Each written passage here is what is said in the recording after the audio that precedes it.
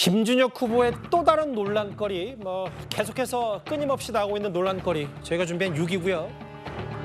대파, 이른바 투표하러 갈 때 대파 가지고 가면 안 된다는 항의 방문. 이 선관위의 항의 방문한 야당까지 이 주제 만나보겠습니다. 오늘 한 아침 신문에 이런 제목이 있더라고요. 누구의 아킬레스건이 더 아플까? 일단 먼저 민주당 수원정 김준혁 후보를 겨냥한 각계각층의 사퇴 요구가 계속 이어지고 있는 가운데요. 그의 과거 주장, 그러니까 유치원에 뿌리는 친일파의 역사, 친일의 역사에서 시작됐다고 한 것에 대해서 한국유치원 총연합회가 오늘 규탄 대회를 열었습니다. 한유총을 김준혁 후보는 팩트체크 없는 비뚤어진 역사관에 빗대어 친일파라는 매국노 프레임을 씌워 매도하고 있다. 대한민국 유치원 교육의 선각자들과 평생을 유치원 교육에 몸바쳐 희생해왔던 교육자들이 무덤에서 가슴을 치며 통곡할 일이다. 유아교육자들을 유치원을 친일파로 매도한 김준혁 후보는 사과하고 사퇴하라! 사퇴하라! 사퇴하라! 사퇴하라!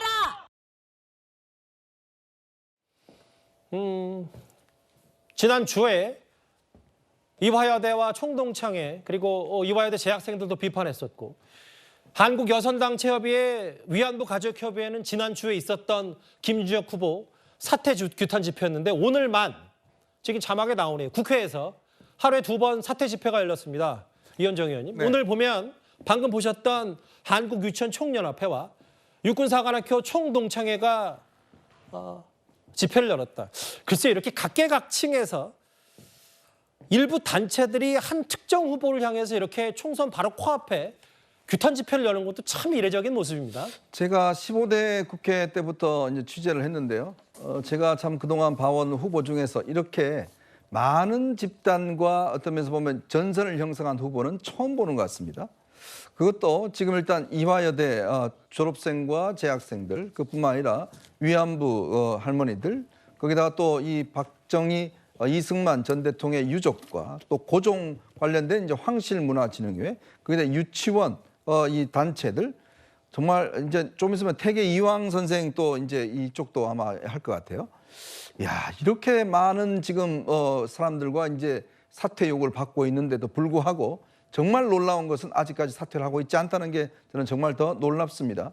특히 이 발언들을 보면 본인이 역사학자라고 주장하지만 아무런 근거와 또 이 야사 같은 이런 이상한 이야기를 하면서 하는 거 아니겠습니까? 근데 이 시각 현재까지 제가 듣기로 김준혁 후보가 본인의 입으로 한 번 사과한 적이 없습니다. SNS에 글을 한 번 올린 이후에 한 번도 본인 입으로 이 관련된 사실에 대해서 사과한 적이 없고, 예. 이재명 대표, 이해찬 공동선대위원장 한 번도 사과한 적이 없습니다. 자, 이거 어떻게 봐야 될까요? 과연 이런 후보와 민주당의 어떤 주장과 정신이 동일하다고 보는 건가요? 제가 좀 빠뜨렸습니다. 국군도 있네요. 예. 자, 정말 전방위적으로 이렇게 많은 어떤 집단과 어떤 이 단체로부터 사퇴 요구를 받고 있음에도 불구하고 민주당이 버티는 가장 큰 이유는 이대로 가도 이긴다라는 그런 오만함 아니겠습니까? 그래서 이기는 거 난 다음에 어떻게 하시겠습니까? 자, 그걸 묻고 싶습니다. 정말 이분이 민주당이 생각하기에 국민의 대표가 되기에 적당한 분인지, 그러면 이런 것들을 민주당의 정신으로 찬성하는 것인지, 지금이라도 저는 이재명 대표가 다른 이야기 많이 하시잖아요. 뭐 대파 이야기도 하고 뭐 오만 이야기 다 하잖아요. 왜 이야기만큼은 하지 않는 겁니까? 그런데 사실 부동산 논란의 양문석 후보는요, 저희가 짚어드렸던 대로, 전해드렸던 대로 본인 유세도 하고 정면 돌파를 선언했습니다. 그런데 김준혁 후보 최소한의 유세 메시지만 내고 있습니다. 안녕하세요. 안녕하세요. 반갑습니다. 죄송합니다. 예쁜이 오세요. 네. 잘 부탁합니다. 네.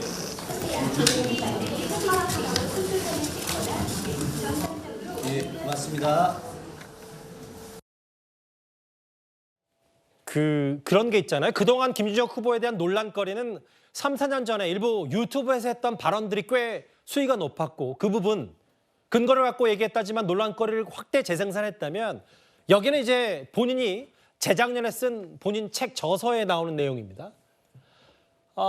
제가 주어만 읽고 태계 이황 선생 뭐 더 읽지는 않겠고 뭐 숙빈 최 씨에 대한 뭐 여러 가지 것들 끊이지가 않는데 이게 이 이후에 모르겠어요. 그 윤기찬 그 부위원장님 이것 또한 나중에라도 혹은 지금이라도 김주혁 후보가 뭐 여러 그 과거의 고서들을 근거로 말했다고 주장할 수는 있겠습니다만 전후 맥락을 아무리 살펴보지 않아서 이 애욕을 취지를 못 이해한다 하더라도 이게 봤을 때 과연 역사학자로서도 적절한 얘기인지에 대한 여당의 비판이 있는 것 같거든요. 그러니까 저는 그 부분입니다. 사실은 이제 총선 후보자의 자격을 떠나서 이분이 여러 가지 말을 맥락 이씨, 그러니까 특정한 맥락 이씨 역사학자로서 말을 내다 보니까 사실 역사학자가 하는 말은 사료에 근거가 있거나 예. 또는 증언이 있는 것으로 대중이 이해하거든요. 그렇다면 저런 말들에 대해서 대중은 믿는단 말이죠. 특히나 진영에 대해서 활동했던 분이기 때문에 더욱더.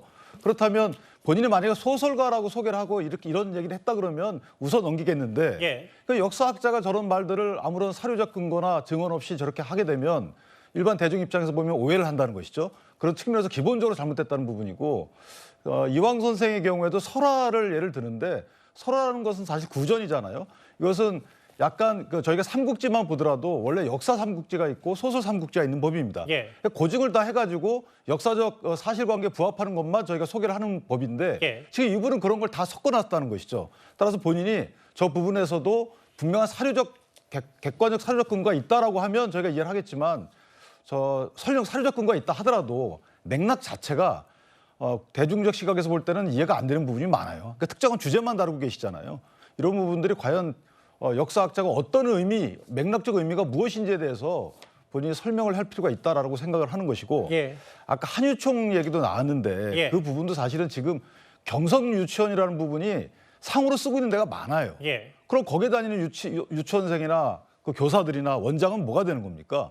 그리고 4,400개가 넘는 유치원 입장에서 보면 과연 저분 입장에서 보면 고구려 시대에 소수리망 때 뭐 태학, 경당 이런 것들을 유치원에 전조를 봐도 되는 거거든요. 역사학자라면. 소수리망까지 나왔어요. 일단 말씀하십시오. 근데 예. 굳이 저것을 1914년, 15년 그 당시는 일제시대 때잖아요. 예. 그거를 그 시대의 어떤 근거를 들어가지고 매도하는 것이 과연 저희가 뭐냐. 저 부분은 예. 분명히 저희가 있는 것 같아요. 그냥 학자로서의 어떤 사료에 근거한 얘기가 아니고 저 부분은 분명히 본인이 애써 하려는 저희가 있다. 전 그렇게 생각을 합니다. 그 서영주 부대변인, 네. 뭐 사실은 말씀하시기 지난번 주제에서도 지난번에 출연해서 상당히 곤혹스러워하셨던 거 기억이 나서 왜냐하면 이런 거잖아요. 한국 유치원 총연합회 유치원에 뿌리는 친일이다. 혹은 뭐 이런 제가 읽지는 않겠습니다만 이런 부분까지 이제 국회에 들어가겠다는 사람이 이제 과거의 야인 시절에 뭐 야인 시절에 아무 이제 이런저런 얘기 다채롭게 할 수 있었어도 본인이 뭐 어떤 근거를 갖고 혹은 뭐 설화를 바탕으로 한 얘기다라고 조목조목 더 반박을 이어가진 않고 뭔가 최소한의 유세 메시지만 낸 채 모르쇠를 일관하는 게 각계각층의 반발을 누그러뜨릴 수 있겠냐 뭐 이런 부분일 거거든요. 뭐 현재 각계각층의 반발이 일어나는 것은 김준영 후보가 그 반발을 잠재우지 못하고 있는 방증 아니겠습니까? 그러니까 거기에 대해서 제가 그 각계각층에 일어나는 반발을 지금 김준영 후보가 잘하고 있다. 잘 뭐 어떤 설명을 하고 있다. 가서 아니면 사과할 부분은 사과하고 말하자면 사료적 근거를 대해서 설득할 건 설득하고 있다라고 예. 얘기할 수는 없을 것 같아요. 그렇게 됐으면 반발이 줄어들겠죠. 근데 현재 보면은 왜 각계각층의 반발들이 이어지냐라는 것들을 제가 생각을 해보니까 예. 이분이 이제 역사학자로서 활동을 했던 부분들은 나름대로 뭐 인정을 할 만해요. 근데 이제 보면 역사학자가 정사를 연구하는 어떤 역사학자가 있다면 제가 봐서는 김준영 후보 자체는 역사를 야사, 그러니까 기록되지 않는 여러 가지 개인들이 기록한 여러 이제 문건들을 연구를 해가면서 나름대로 좀 재미를 더하려는 그런 역사의 어떤 그런 한 개파를 본인이 하려고 노력했던 것 같아요. 근데 그 와중에 선출직 공직자를 하려는 생각이 있었던가라는 의문은 있죠. 예. 그게 있었다면은 본인의 발언들이나 이게 향후에 어떤 뭐 한유총 부분을 이게 뭐 일제에 뿌리를 두고 있다라는 것들은 굉장히 많은 어떤 학술적 근거를 통해서 제시를 할 수 있을 정도는 돼야만 되는 것이죠. 예. 왜냐하면 특정 단체에 대해서 이렇게 따지고 보면은 명예가 훼손될 수도 있는 아니면은 전체적으로 반발을 크게 살 수 있는 문제들은요. 정통 역사자들은 기본적으로 사료를 다 준비를 했을 건데 제가 봐서는 김준영 후보가 지금 선거 기간이고 여러 가지 물리적인 시간들 때문에 그런 부분들을 제시하지 못하는 것 같은데요. 본인이 선거가 끝나고 나서라도 지금 현재 많은 이 단체와 관련자들의 반발이 있어서는 향후에 이게 결과와 상관없이 이 모든 부분들이 해명해야 될 부분이 있어서 정치적인 문제라든지 역사학자로서의 또 책임 부분도 여전히 남아있다라고 좀 평가할 수밖에 없을 것 같습니다. 오늘 제가 앞서서 오늘 국회에서 김준혁 후보 사퇴를 요구하는 2번의 오전 오후 규탄 집회가 있었다고 했잖아요. 한국유치원총연합회 그리고 육군사관학교 총동창회가 규탄 집회를 했는데 이 부분 관련이 있습니다. 이 의원님. 네. 이거는 이제 방송에서 했던 얘기인데 유튜브 방송에서 다부동 전투는 사실상 패전이다. 백선엽 장군은 병법도 모르고 미국 덕분에 이겼다. 어떻게 보셨어요? 자, 일단 다부동 전투는요, 우리 6.25 전쟁 때 가장 치열했던 전쟁입니다. 이 다부동 전투에 승리하지 않았다면 대한민국은 지금 김정은 체제에 살아 있었을 겁니다. 즉, 이 다부동 전투에서 북한을 물리쳤기 때문에 인천 상륙작전이 가능했고 예. 거기에 따라서 대한민국이 지금 존재하는 거거든요. 자, 그렇다면 김준혁 후보는 다부동 전투에서 우리가 어떻게 돼야 본인이 만족하시겠어요? 다부동 전투에 우리가 패해서 그냥 전부 다 우리가 적화되면 그게 김준혁 후보가 바라는 겁니까? 사실상 패전이라고요? 여기서 정말 수많은 우리 젊은이들이 피를 뿌렸습니다. 그래서 결국은 대한민국을 지켜냈어요. 자, 그런 전쟁을 지금 패전이라고. 당시 우리가 대한민국이 아무것도 없었습니다. 당시에 백선엽 장군이 여기서 전쟁을 이끌면서 정말 내가 최선봉에 서겠다. 예. 내 뒤에 있는 사람 가만 안 두겠다라고 하면서 본인이 최선봉에 서서 전쟁을 이끌어 나간 거 아니겠습니까? 그런 어떤 패기를 보고서 이 당시의 미군도 정말 이 모든 힘을 다해서 다부동 전투에서 승리한 거 아니겠습니까? 그런 전쟁의 역사를 그래서 미군들이 항상 오면 제일 먼저 백선엽 장군을 만나고자 합니다. 왜냐? 정말 영웅이기 때문에 만나자 하는 거거든요. 정말 목숨을 걸고 수많은 우리의 군인들이 여기서 피를 흘렸는데 예. 그 전투를 패배한 전투다. 자, 그리고 또 더 심한 이야기를 했죠. 우리 육사가 무슨 뭐 친일파다 뭐 등등 이야기를 하는 것인데 그렇다면 도대체 김준혁 후보의 조국은 어디입니까? 저는 그걸 묻고 싶어요. 이분의 조국은 위입니까? 밑입니까? 저는 이런 발언들을 보면 결국은 우리 군이 그 다부동 전투를 뭐 이겨낸 거를 본인이 마치 뭔가 이겨내지 않았으면 하는 바람인 것처럼 제가 과대한 해석을 한지 모르겠지만 그 발언 자체를 보면 결국은 우리의 영웅들을 폄훼하고 이 우리의 어떤 이 이긴 대한민국의 역사 자체를 폄훼한 그런 상황이 아닌가. 저는 정말 다른 것보다도 이 문제에 대한 것만큼은 본인의 국가적 정체성은 뭔지 저는 분명히 밝혀야 될 겁니다. 이번에는 공천을 받지 못한 민주당 소속의 박영진 의원이 오늘 양문석, 김준혁 두 후보에 대해서 이런 말을 했습니다. 저는 뭐 이 분위기가 심판론을 뒤집을 만큼은 아니어도 두 후보와 관련된 문제가 뭐 심각한 문제라고 하는 점은 분명하다고 봅니다. 좋은 영향을 줄 거냐? 그건 아니다. 이런 거니까요. 살얼음판 걷는 분위기에서 격전지 후보들로서는 피가 마르는 상황이라서 이 부분들에 대한 영향이 좋지는 않다는 건 분명한데 민주당 내부 일부에서도 심각한 두 후보에 대해서 아까 다부동 전투 얘기할 때 이현정 의원의 비판은 어쨌든 그 전에 여러 성적 비하 혹은 각계각층의 반발보다 혹시 이 다부동 전투에 대한 국가관 이런 게 의심된다는 표현까지 썼는데 어떻게 받아들이시겠어요?